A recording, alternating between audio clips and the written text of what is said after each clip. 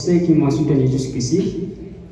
Et j'ai aussi un bon remerciement à ceux qui m'ont formé, ceux qui m'ont encadré, grâce aux qui aujourd'hui je suis là. Mais au-delà de ça aussi, à tous les membres de ma structure, je ne vais pas les citer, vous les connaissez déjà, mais aussi aux ambassadeurs et ambassadrices de notre structure. Enfin, je souhaitais vous remercier d'avoir pris le temps de vous déplacer. Je tenais aussi à remercier spécialement Dr Pema, qui a été un de mes encadrés, qui nous a ouvert aussi la porte, et la direction qui nous a ouvert la porte, sans oublier un spécial thanks, comme le disent les Anglais, à notre coordinateur scientifique. Mais avant d'aller sur le... vous entendez, c'est la faute de l'infirmier d'État. Si ça ne réussit pas, c'est la faute du médecin traitant. Toujours c'est le traitant qui est fautif. Nous, personnellement, je n'ai pas cherché à exonérer la responsabilité de médecin ou de traitant. Je suis cherché à savoir est-ce qu'il y a d'autres éléments autour de ceci qui poussent réellement les gens à ne pas avoir le résultat qui s'attendait, qui pousse la thérapie à avoir le chèque par rapport à l'objectif thérapeutique qu'on s'est fixé. Alors, la recherche a démarré depuis 2017. Vous savez, faire une recherche médicale, ça prend du temps et puis beaucoup de courage, des fois, de décourage. Donc, depuis 2017, on a commencé le projet. Le projet a abouti à un objectif parce que, comme il l'a dit, notre structure a pour objectif l'accès à l'emploi jeune. Le projet s'est attardé à créer un moyen de faciliter l'accès à l'emploi aux jeunes sortants. On était nombreux à finir par faire la santé, il y en a beaucoup qui n'ont pas d'emploi. Donc nous avons jugé nécessaire en fin de compte que ce projet que nous lançons ici puisse être aussi un projet d'accès à l'emploi pour ceux qui vont sortir, pour ceux qui ont déjà fini mais qui n'ont pas l'accès à l'emploi. Donc, à fortiori, on a commencé le boulot de cette manière. Donc, ça a été un travail ardent, ça a été un travail difficile, mais ça a été un travail qui a abouti à quelque chose aujourd'hui. On va vous parler de ça. Mais avant d'aller sur le thème, je veux toujours dire une chose extrêmement importante. Vous êtes des volontaires qui vont participer à la vulgarisation d'une recherche médicale, en tout cas disons de la première recherche médicale basée sur un score médical en Guinée. Je ne sais pas s'il y en a, mais quand j'étais à Dakar, je me rappelle d'une anecdote. Un médecin m'a dit, Dr Diallo, tu es le premier scientifique guinéen à avoir créé un score médical. Tu es le premier scientifique africain à avoir créé un score médical. Bon, ça devait être une fierté, mais c'est une responsabilité. Quand tu fais un grand pas comme ça, tu dois te sentir responsable de ce qui suit. Donc moi, je vais juste vous dire une chose. C'est vous qui êtes le pionnier de l'avenir de la médecine à travers ce projet. C'est vous qui allez être le pionnier qui va hisser la Guinée, l'Afrique au sommet de la science et de la médecine, parce que fortement on dira c'est le premier score médical créé en Afrique. Et c'est vous qui allez vulgariser ça, c'est vous qui allez expérimenter ça, et c'est vous qui allez faire en sorte que ça soit utilisé partout dans le monde. Et on compte sur vous. Alors, on va parler de service médical qui va regrouper des infirmiers, des sages-femmes, des médecins, des kinésithérapeutes, toute personne qui a fait santé et qui est apte à agir dans ce projet. Ce service, c'est l'avenir, c'est pas tout de suite. Mais ce service va permettre aux gens d'évaluer et de prévenir le chèque thérapeutique, parce qu'il y en a beaucoup. Quand on parle de chèque thérapeutique, c'est lorsqu'on fait un traitement et que ce traitement n'aboutit pas. Par exemple, vous traitez quelqu'un qui a le palud, mais que vous le traitez, le résultat ne sert pas. Est-ce que réellement, c'est simplement le traitement qui a fait faillite? Est-ce qu'il y a d'autres facteurs qui ont influencé ce traitement? C'est ce qu'on va voir aujourd'hui. Alors, le score SLIV, pour ceux qui ne connaissent pas, SLIV c'est score Larry Ellison Vérité. Score Larry Ellison Vérité. En fait, le nom est venu de personnes avec qui j'ai collaboré. Ils m'ont dit, Dr Diallo, c'est toi qui as créé qui est l'auteur du projet, donne le nom à au projet. J'ai dit non, j'étais un peu réticent, mais finalement, ils ont pu par me convaincre. Le score, pour ceux qui ne savent pas ce que c'est un moyen de codifier, de faire un quota, de caractériser. Quand par exemple, il y a un cas, vous le caractérisez en fonction des critères bien définis. Vous comprenez? Larry, c'est moi. Ellison, pourquoi Ellison? Vous Vous allez voir lorsque vous allez pratiquer la médecine, ceux qui pratiquent déjà la médecine, vous allez voir franchement des patients qui viennent en disant docteur, j'ai le palier. C'est une perception. Ça peut être fausse, n'est-ce pas? Ça peut être pas le palier, ça peut être le palier. C'est une connaissance, c'est une image qui peut être fausse. C'est pour ça qu'on a dit illusion. Vérité, c'est après maintenant, on va faire le diagnostic, les examens qui confirment. Chaque patient vient, c'est un médecin avec déjà son diagnostic personnel. Et vous, quand vous viendrez avec votre diagnostic, vos examens, vous validez si c'est ça ou c'est pas ça. C'est pour ça qu'on a dit sleep. Alors, sleep, c'est un score qui va vous aider franchement à évaluer négativement le traitement. Quels sont les éléments, à votre avis, qui pourraient impacter la thérapie? Je vais vous donner une petite anecdote concernant la pandémie de Covid-19. Quand il y a eu la pandémie de Covid-19, il y a eu vraiment une évaluation des Occidentaux. Ils disent que l'Afrique subsaharienne va être le continent qui va être beaucoup plus impacté par rapport à la pandémie de Covid-19.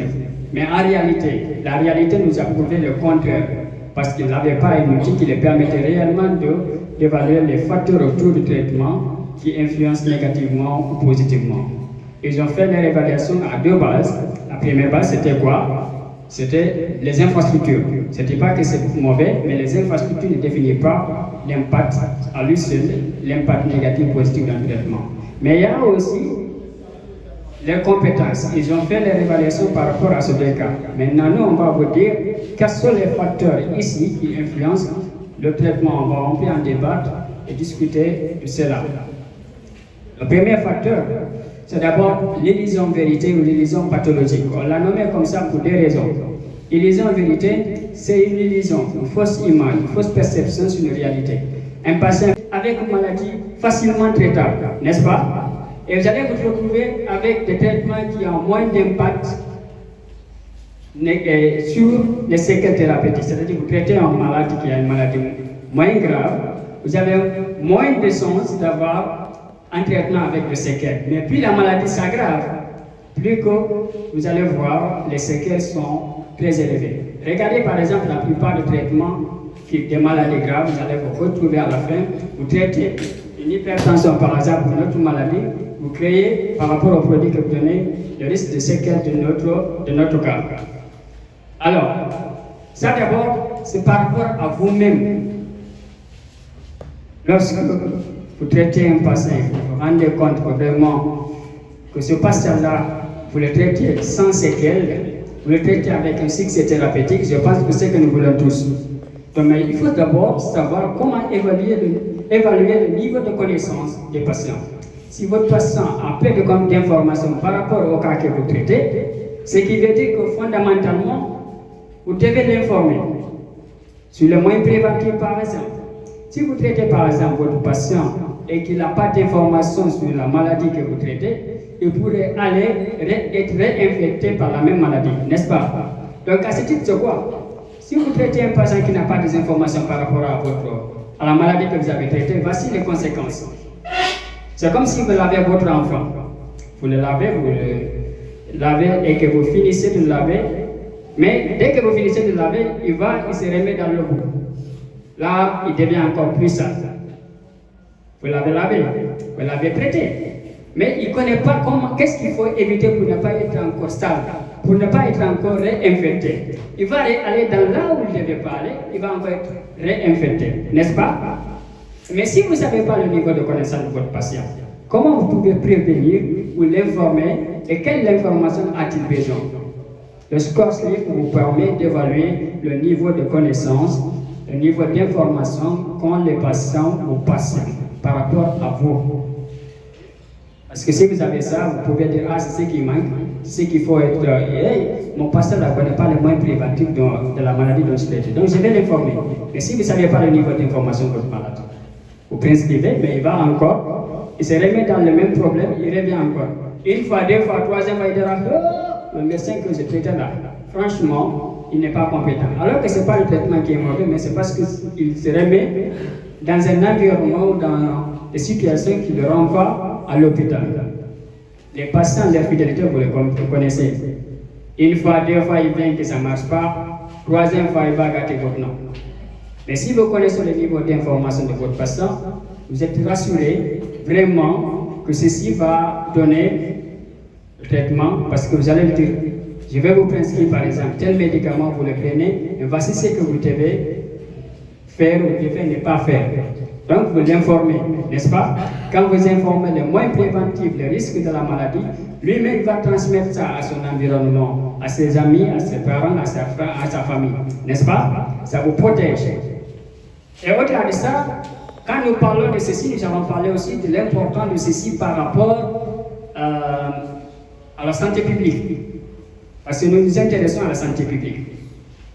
Par exemple, lorsque moi je suis chez moi dans mon village, je suis médecin de la capitale, je vais dans mon village, j'utilise mon score sleep, je me rends compte, attention, les membres ou bien la communauté de mon village n'a aucun intérêt du score dans ce sens-là sur le plan collectif.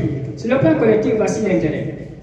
Si vous faites le score sleep, vous vous rendez compte que votre patient n'a aucune information par rapport, ou votre communauté n'a aucune information par rapport à telle maladie, la première priorité que vous avez à faire, c'est d'informer, sensibiliser, n'est-ce pas? Si maintenant vous sensibilisez la communauté, vous les inciterez à venir très tôt se faire consulter, vous les inciterez à venir très tôt vraiment à suivre un traitement correct. Parce que même les examens, vous vous rendez compte qu'en fait, quelques examens à certains patients, il vous dira le médecin a une prescription des examens inutiles. Parce qu'ils n'ont pas les informations qui les permettent de dire il faut forcément faire le TDR. Par exemple, pour ne pas dire. Vous faites tel examen pour confirmer pour eux, c'est juste pour avoir de l'argent. Ça, c'est le premier indicateur, l'illusion vérité, l'illusion pathologique. C'est juste pour dire que c'est très important que vos patients puissent être évalués par rapport au niveau d'information qu'ils ont par rapport au cas que vous traitez. Parce que si vous traitez quelqu'un qui n'a pas d'information de moins préventive, il va aller encore reprocher dans les mêmes situations, et ces mêmes situations le poussera ensuite à revenir avec la même maladie, n'est-ce pas? Donc, mais pour cela, il faut que vous ayez les informations par rapport à son niveau d'information. S'il a peu d'informations, vous le donnez, vous complétez. S'il n'a aucune information, vous les informez. S'il a toutes les informations, en ce moment, vous vous rendez compte, ce n'est pas parce qu'il n'a pas les informations qu'il l'empêche de venir précocement se faire consulter. Parce que normalement, quand tu as les informations par rapport à une maladie, ça te pousse à venir très tôt à te faire consulter. Mais si tu sais que votre patient n'a pas vraiment les informations requises par rapport à une maladie que vous traitez, il informe. S'il sait qu'il connaît toutes les informations, en ce moment, tu retrouveras dans une autre situation, tu diras, quel est alors le facteur qui a influencé ce venir précoce à l'hôpital? Si ce n'est pas l'information qui l'empêche de venir très tôt à l'hôpital pour se faire consulter, ça pourrait être un autre élément, n'est-ce pas? Mais avant d'aller sur cet élément-là, nous allons partir au deuxième indicateur. Le deuxième indicateur, ça parle de vérité pathologique. On l'a nommé comme ça parce que c'est le diagnostic que le médecin lui-même va faire. Il va caractériser son diagnostic. Qu'est-ce qui va arriver? Certainement, votre patient viendra avec une illusion pathologique, une mauvaise information de sa maladie. Docteur, je ne l'ai pas dit. C'est son diagnostic personnel, mais est-ce que c'est le vrai diagnostic? Vous faites votre diagnostic, vous trouvez vraiment le cas de votre patient là, ce n'est pas ce qu'il a dit. Mais la vérité pathologique a aussi son importance dans le traitement. Observez bien. Si vous êtes médecin, vous allez dans votre localité, vous vous rencontrez dans telle localité, à Sigiri, à Mamou, à Lapé, ou à Zérokere où vous habitez, vous remarquez souvent que vous rencontrez le type de maladie type 4, maladie grave récidivante mortelle. Ce sont des maladies graves récidivantes. Vous avez localisé cette maladie dans tel environnement X. D'accord? Et cette maladie, vous avez repéré ça dans un environnement, par exemple, à Sigiri ou à Lapé ou à Mamou. La première importance de ceci, c'est que vous allez vous dire, ah, je rencontre souvent des maladies graves, récidivantes, mortelles. La première réaction des médecins dans ce sens-là, c'est d'organiser des consultations précoces pour que certains qui ne savent pas qu'ils sont ou qui sont à risque de cette maladie puissent vraiment être informés par rapport à la nécessité de se consulter précoce pour éviter que la maladie s'aggrave. Au-delà de ça, plan collectif, une maladie grave, récidivante mortelle par exemple, dans un environnement X, permet aux médecins de signaler la localisation, la cartographie pathologique. Par exemple, vous allez vous retrouver dans un environnement X, par exemple à Mamou, il y a une maladie type A. Vous allez retrouver peut-être dans une autre localité du même pays une autre maladie qui est très très fréquente. C'est-à-dire que malgré la Guinée, c'est un seul pays. Vous allez voir, il y a des maladies beaucoup plus présentes dans un environnement que dans l'autre, n'est-ce pas? Donc, ce qui veut dire, ça vous permet de cartographier le type de pathologie courante que vous rencontrez chez vous. Et ça vous permet de dire, ok, je vais adapter mon traitement par rapport à ceci. Au-delà de ça aussi, nous avons aussi un autre indicateur que beaucoup de personnes ne prennent pas en considération. On ne va pas tout rentrer dans les détails du mécanisme, mais vous allez comprendre. Il y a la disponibilité médicale. Imaginez que vous allez chez vous, dans votre localité, et que vous prescrivez des médicaments, ou votre patient, vous ne savez même pas la disponibilité des médicaments. Ce qui est ici, je suis allé à Dakar par exemple, j'étais pris à l'ITF Dakar en qualité de kinésithérapeute de 100 athlètes. J'avais aucune information concernant la disponibilité des médicaments à Dakar. Je venais fraîchement d'arriver. Est-ce qu'il fallait attendre 1 mois, 2 mois, 3 mois, 4 mois, 5 mois, 10 mois pour que je puisse comprendre réellement est-ce que tel produit est disponible, est-ce que tel produit est disponible? Est-ce qu'il fallait attendre autant de temps alors qu'on m'a confié 100 athlètes? Il fallait juste avoir un outil. Et cet outil, c'est le score SLIM. J'évaluais la disponibilité des médicaments en me rapprochant d'un pharmacien qui connaissait bien la disponibilité des produits. Il me dit, docteur Diallo, par rapport au produit lié à la kinésithérapie, voici tel produit qui est beaucoup plus facile à avoir accès, tel autre produit est très très très difficile à avoir accès. Vous comprenez l'intérêt? Ça m'a permis en moins de quelques jours de dire, ok, si moi je vais prescrire ce type de médicaments pour les athlètes que j'ai, parce que je suis nouveau à Dakar, il me fallait juste apporter par rapport à une classification de médicaments disponibles. Il y a des médicaments très très accessibles, des médicaments très très difficilement accessibles. Donc j'ai choisi des médicaments très très facilement accessibles. Ça m'a permis de faire mon travail pendant 3 mois sans être paniqué. Mais au-delà de ça aussi, la disponibilité médicale aide le praticien. Faites le choix d'un traitement facile. Par exemple, vous avez un cas d'un malade qui franchement est là avec vous, il a une maladie traitable. Mais vous prescrivez un médicament qui est très très difficilement accessible. Il faut que le patient aille faire 2 heures ou 3 heures ou même 4 heures pour avoir ce produit.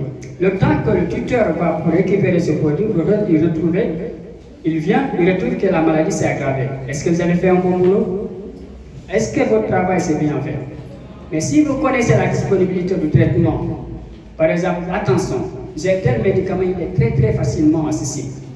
À ce titre, je me rendrai compte qu'il faut faire le choix de médicaments très très facilement accessibles, n'est-ce pas? En attendant que ça se calme et que je puisse vraiment mettre en place un traitement qui n'est pas très accessible comme le premier, n'est-ce pas? Ça me permet de me protéger, de ne pas faire risquer d'avoir des échecs thérapeutiques. Vous comprenez? Ça, c'est le 3e indicateur, la disponibilité médicale. Mais cette disponibilité médicale aussi est très utile pour le système de santé. Regardez, quand vous allez chez vous à Zéro, vous vous rendez compte que vraiment dans ma localité, les antibiotiques de tel type-là étaient très difficilement accessibles avec le score SLIM que vous avez. Vous avez un devoir de signaler à l'autorité. Mais vous ne pouvez pas juste faire une lettre et dire attention, monsieur le ministre, ici c'est nous, il n'y a pas de médicaments accessibles. Tel type.